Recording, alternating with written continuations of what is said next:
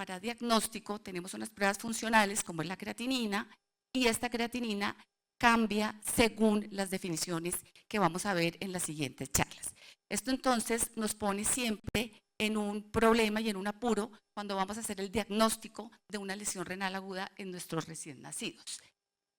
Para poder nosotros enfocar qué es fisiológico y qué es patológico, voy a hacer como un camino de lo que es la vida antenatal, el momento del parto y en el posparto.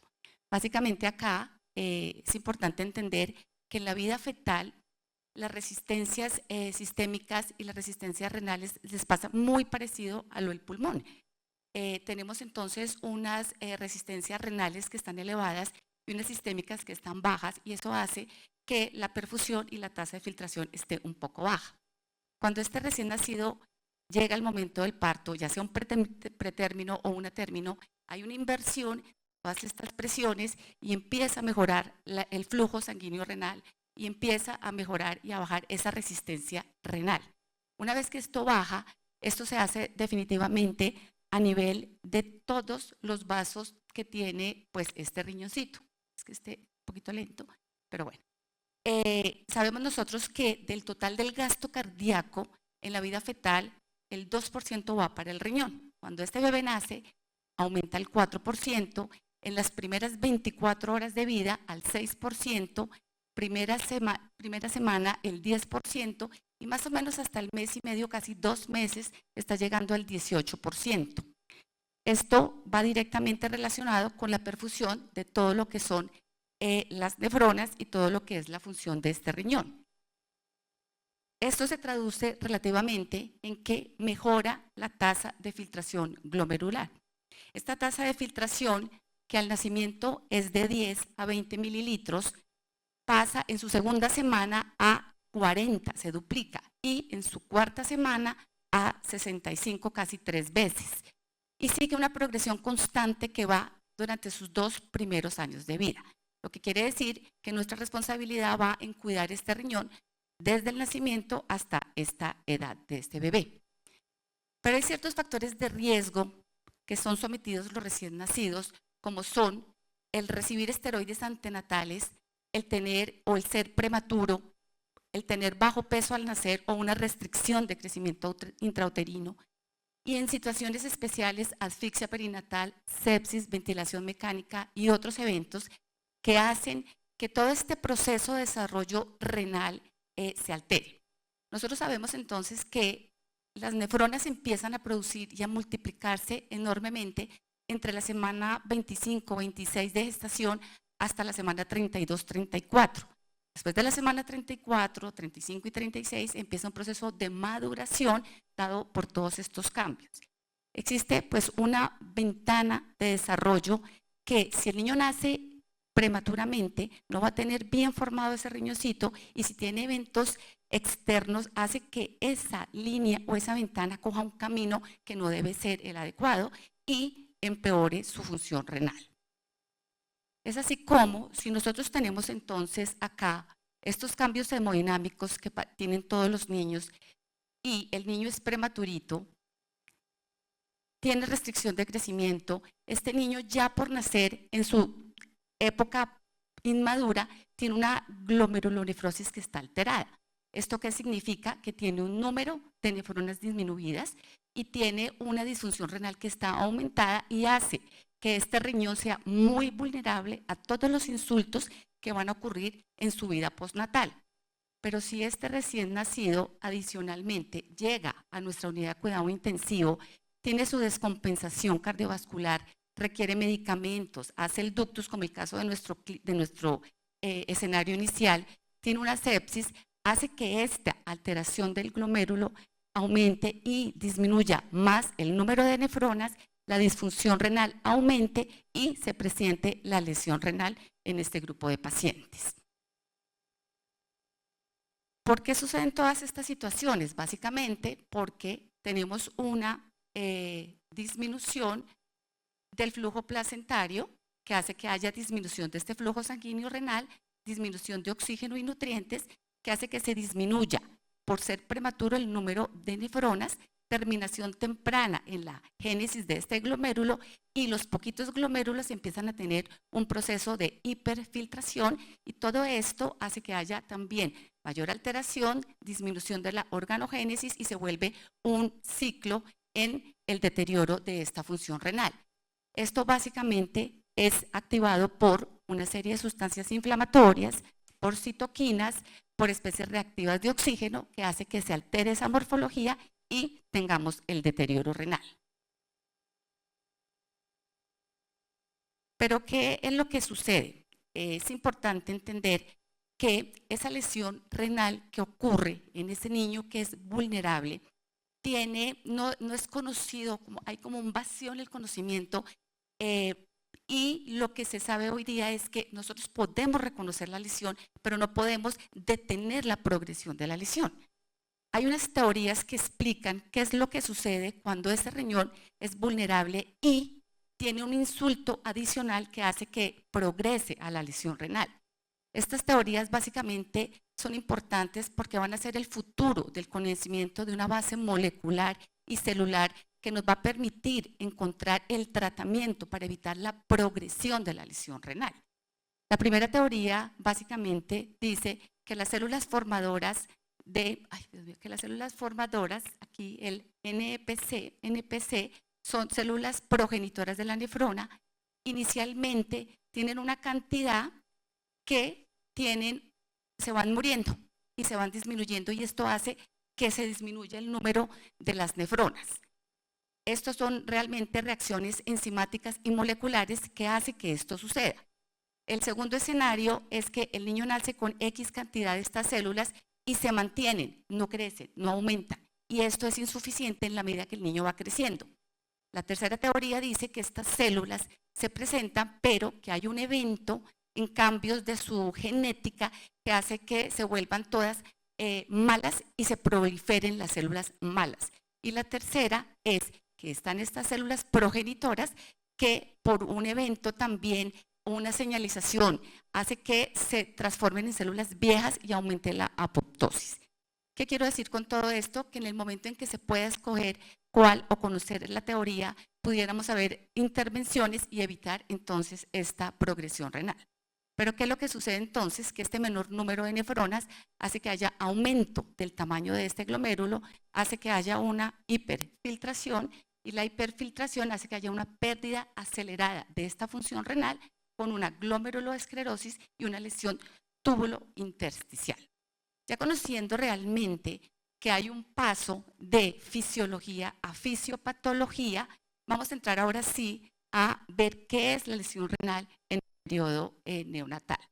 Esta lesión renal, básicamente, vemos que cuando se instaura va a producir una serie de alteraciones en el manejo del agua, en los electrolitos, equilibrio ácido-base, en acreción de proteínas, que va a llevar definitivamente a que se aumente el edema, que no es solamente corporal, sino también de mucosas, de pulmón. Esto hace que haya alteración de la ADH, hiponatremia, acidosis metabólica, pérdida de bicarbonato, pérdida de minerales que van a afectar pulmón, parte de la displasia broncopulmonar, crecimiento, todas esas desnutriciones extrauterinas que vemos nosotros, osteopenia, todos esos niños que no crecen, fracturas, en fin, que es tan difícil manejarlos dentro de nuestros servicios, nefrocalcinosis y sobre todo esto hace que haya una alteración del desarrollo neurológico. Entonces vemos cómo esa afectación y formación de órganos no solamente altera el riñón,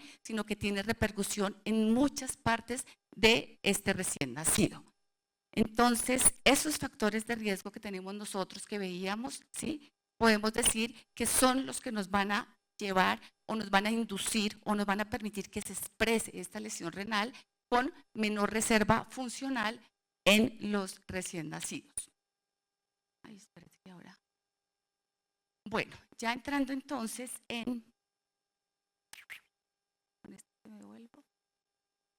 entrando ya en definición de lesión renal, entendiendo ya el contexto del niño vulnerable con factores externos, podemos decir que esta lesión renal aguda es la disminución brusca de la tasa de filtración glomerular. Esta disminución de la tasa básicamente puede ser desde algo muy leve o llegar a ser una insuficiencia completa, que se manifiesta básicamente por un aumento de la creatinina sérica y un aumento pues, de la imposibilidad de este riñón para manejar el volumen de líquidos. Bueno, sabemos que afecta principalmente a los recién nacidos que son críticos. Dentro de los periodos críticos tenemos el prematuro, el bajo peso, la restricción, y que casi el 50% de los niños que llegan a las unidades de cuidado intensivo, que tienen estas condiciones, tienen la probabilidad y el riesgo de tener la lesión renal aguda. En el caso de un recién nacido que sea a término, la posibilidad de tener esta lesión es cerca de un 20 a un 30%. Entonces, vemos nosotros que de los recién nacidos que tenemos en las unidades, si es prematuro, casi la mitad de 10,5, y si es un término de 10,3 van a tener este tipo de lesión. Hay que verlo desde ese punto de vista para poder entender la magnitud del problema que tenemos cuando estos recién nacidos presentan esta lesión. Pero ¿qué sucede entonces cuando estos niños presentan la falla renal o presentan la lesión renal aguda?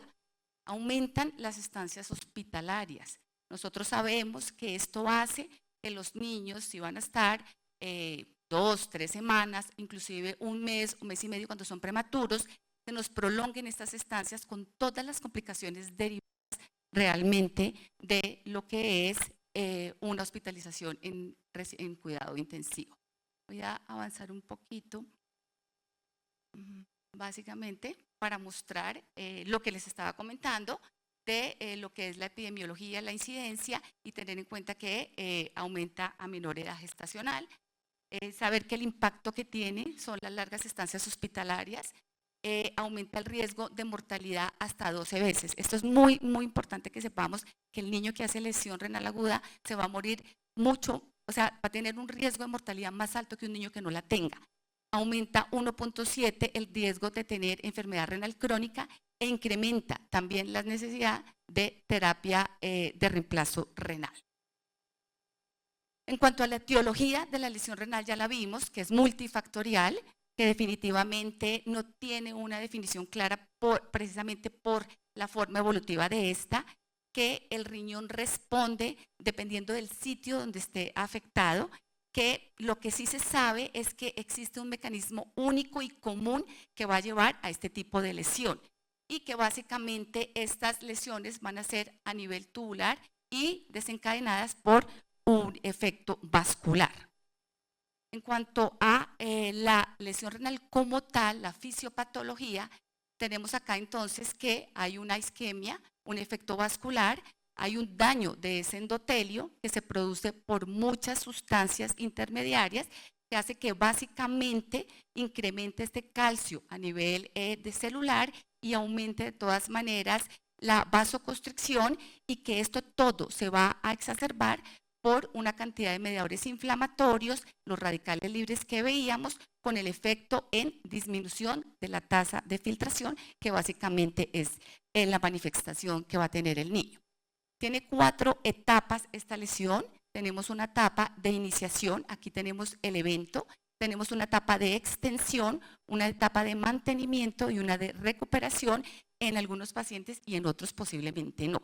En esta gráfica nosotros vemos acá los días de edad de este neonato y aquí la tasa de filtración, y vemos cómo en la etapa inicial, cuando viene el evento, la tasa de filtración disminuye de una manera muy rápida, y vemos acá, y en las siguientes etapas sí sigue disminuyendo la tasa, pero no de esa manera tan brusca como ocurre en esta etapa inicial.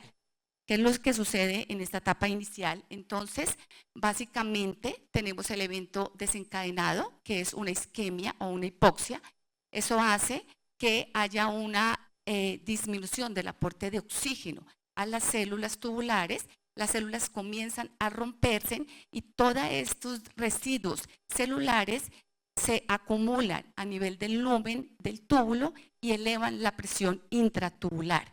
Esto hace que rápidamente se disminuya la tasa de filtración, como lo veíamos acá en esta primera etapa. La segunda etapa es la de extensión. Básicamente, en esta etapa persiste el evento hipóxico. Aquí se exacerba la respuesta inflamatoria, se disminuye aún más la perfusión y aquí lo más importante es que se daña este endotelio de esta microvasculatura a nivel de la unión córtico-medular, haciendo que haya pérdida total de la autorregulación del riñón, aumentando el efecto vasoconstrictor y disminuyendo el vasodilatador, haciendo que se extienda aún más y se comprometa esa tasa de filtración. La tercera etapa ya es una etapa de mantenimiento en donde básicamente lo que ocurre es que hay una expresión, hay una liberación de citoquinas que hace que los neutrófilos liberen una cantidad de sustancias que se unan y aumenten la obstrucción de ese sitio de filtración, aumentando aún más esta lesión. Y luego viene la etapa de recuperación, en donde básicamente hay una restauración de estas células tubulares, hay una restauración de este endotelio, se normaliza el flujo sanguíneo y el resultado de este bebé, la probabilidad de que se recupere depende de qué tan extenso haya sido ese daño en ese riñón y qué lo haya causado y cuánto tiempo hayamos tenido nosotros ese riñón con esa perfusión disminuida. Una vez entendido ya la fisiología, la fisiopatología, la clínica, ¿cuál es entonces la posición de nosotros dentro de las unidades neonatales? Básicamente es prevenir. ¿Qué queremos nosotros prevenir? Queremos prevenir o que se inicie esta lesión o que si se inició, progrese la lesión. Es la posición que tenemos que tener nosotros. Por eso se ha dividido como el enfoque básicamente en estrategias de prevención por niveles. Hay un nivel, digamos, una prevención que es primaria y secundaria, que realmente sería en pacientes que son asintomáticos, es decir, en este momento no habría lesión, aquí ya empezaría una presentación subclínica de la lesión renal o en un recién nacido que ya esté sintomático, que podemos tener un nivel de prevención terciaria y cuaternaria. Aquí hago referencia con estos niveles de prevención, básicamente que en la parte primaria es reconocer los factores de riesgo y tener algunas herramientas de predicción para saber si este niño va a evolucionar, va a tener esa lesión renal aguda. Dentro de esta prevención primaria, básicamente debemos entonces modificar algunos factores de riesgo. Sabemos que tenemos unos no modificables, que ya los hemos dicho, el peso, la edad gestacional, que no podemos hacer ya nada por eso, pero sí podemos evitar condiciones que van a hacer que se exprese y que se inicie esta lesión renal aguda, como son la sepsis, la anemia, los fármacos, los medios ionizantes. Y quiero aquí hacer énfasis, y por eso hice esta grafiquita, en que nosotros estamos muy condicionados a la hipovolemia, a la hipoperfusión, al gasto cardíaco bajo, a la inotropía, pero a veces no ponemos cuidado al exceso de los líquidos y todo se nos vuelve bolo de líquidos, bolo de líquidos, bolo de líquidos. Entonces, por eso quiero mostrar aquí cómo realmente el exceso de líquidos también le hace daño al riñón. Básicamente en esta grafiquita la traduje acá con estas bolitas, en donde si yo tengo una sobrecarga hídrica, yo voy a hacer que se me aumente la resistencia y la presión venosa. Esto va a hacer que definitivamente se me disminuya el gradiente transrenal para la filtración, y aquí lo veo donde está esta flechita blanca, y acá la presión tubular se me aumenta y eso hace que se me disminuya totalmente la perfusión del riñón. Es decir, que dentro de los factores modificables, la sobrecarga hídrica está demostrado que también puede hacer daño al riñón, y ahí nosotros debemos también que poner mucha atención en el manejo de los líquidos. Por esa razón, debemos entonces tener unos objetivos de manejo como son en reanimación saber cuántos líquidos vamos a poner, cuántos bolos, cuál va a ser la cantidad, optimizar y mantener apropiados estos balances hídricos. Preguntarnos siempre, ¿está oligúrico, es de bolo o está oligúrico? ¿Por qué razón?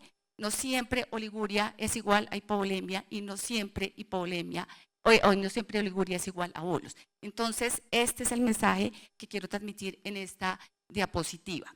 También acá quiero mostrar que nosotros debemos ser muy conscientes de los medicamentos que vamos a usar en las unidades, porque todos estos pueden tener efectos a nivel renal. Entonces debemos saber calcular las dosis, los intervalos, ser conscientes si lo necesitan o no lo necesitan, porque todos estos factores externos van a hacer que se inicie o que progrese la lesión renal en este grupo de pacientes. En cuanto a la prevención secundaria, podemos entonces estar frente a paciente que es asintomático, pero podemos tener unos marcadores predictores, porque es un riñón que está sometido a estrés. Estos biomarcadores predictores básicamente me dan datos relativos de la lesión renal y cómo va a responder el riñón a todos estos estímulos.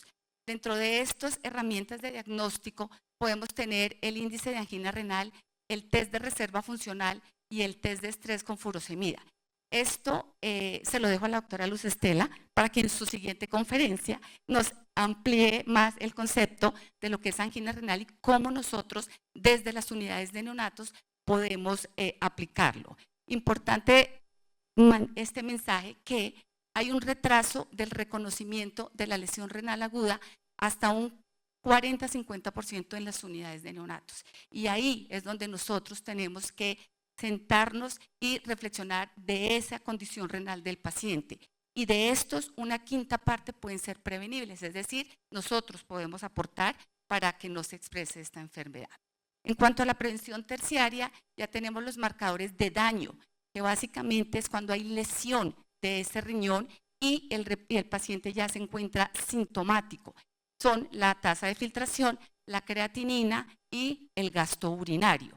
La creatinina y el gasto urinario se dice que son marcadores funcionales y otros que les voy a mostrar ahorita son marcadores de daño. Es muy importante también que nos familiaricemos con este tipo de marcadores, reconociendo que una vez que están todos los eventos, que hay daño de la célula, empiezan a liberarse estas sustancias que son pues proteínas, bueno, son de otro contenido, que se van a producir en diferentes partes de la nefrona, como es entonces, como es acá el túbulo proximal, es que no puedo ver el túbulo proximal, se pueden producir también en el asa ascendente, en la parte ascendente del asa de Henle o en el túbulo colector.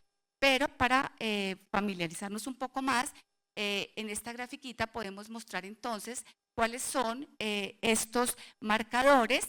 Ellos se diferencian en el tiempo en que se empiezan a producir, en la función para el cual se elevan, en el órgano en que se van a producir y nos pueden indicar diferentes desenlaces dentro de la evolución renal. Tenemos el N-gal, tenemos el KIN1, el del interleuquina 18, la cistatina C, aquí están todos, se pueden encontrar en suero y orina. Ya desde el 2005 la Sociedad de Neurología Americana ha, digamos, avalado y la FDA la pedí. Ahorita nos contarán nuestros nefrólogos cómo estamos evolucionando respecto a estos marcadores y qué es lo bueno, que se pueden producir a las 2 horas de tener una lesión renal aguda, es decir, que es muy importante poderlos tener porque nos permiten detener la progresión de la enfermedad.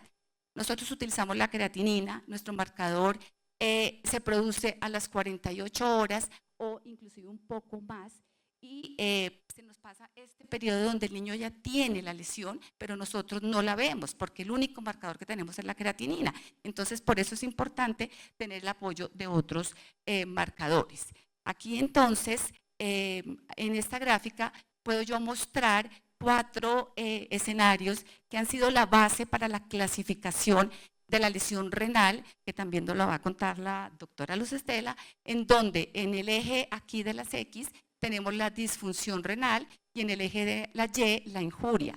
Y tenemos entonces este escenario acá, si mi mano se quedara quieta, en donde el niño no tiene ni daño ni tiene disfunción. Entonces es el niño que tiene una creatinina normal, un gasto urinario normal y no tiene biomarcadores.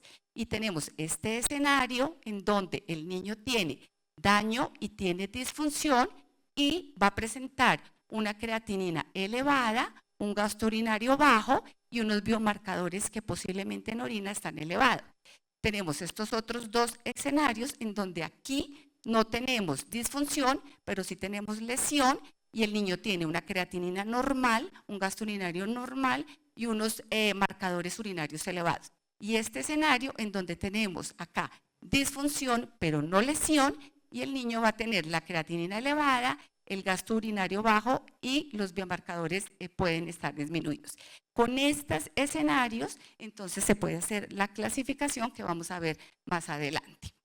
Pero de todas maneras, si tenemos ya estos marcadores, nosotros nos preguntamos por qué seguimos utilizando la creatinina. Realmente usamos la creatinina porque esos marcadores se compararon fue con la creatinina y gasto urinario, que pues es lo que se tiene para el diagnóstico de falla renal, ya que no existe como un gol estándar para hacer este diagnóstico. Este rendimiento de los marcadores depende del desenlace que nosotros queramos, que puede ser detección temprana, diagnóstico o pronóstico. Pero el mensaje básicamente es que la combinación de todas las herramientas de predicción, la evolución clínica del niño, los índices para reconocer como el índice de angina renal nos van a permitir ampliar la capacidad diagnóstica. Y aquí básicamente es una lista que vale la pena de pronto tenerla en cuenta para que en las unidades nosotros la hagamos, que es básicamente la cuantificación de los líquidos, el balance adecuado de estos, la nutrición de nuestros bebés, detectar tempranamente la lesión, permitir una mejor perfusión de este riñón y sobre todo hacer una lista diaria de todos los medicamentos para detectar la posible nefrotoxicidad y hacer la nefroprotección con una buena perfusión de este riñón. Y por último, quiero mandar este mensaje que esta lesión renal de los niños sí nos preocupa mucho por el desenlace de una enfermedad renal crónica a largo plazo, pero también nos preocupa porque, como vimos, aumenta mucho la mortalidad.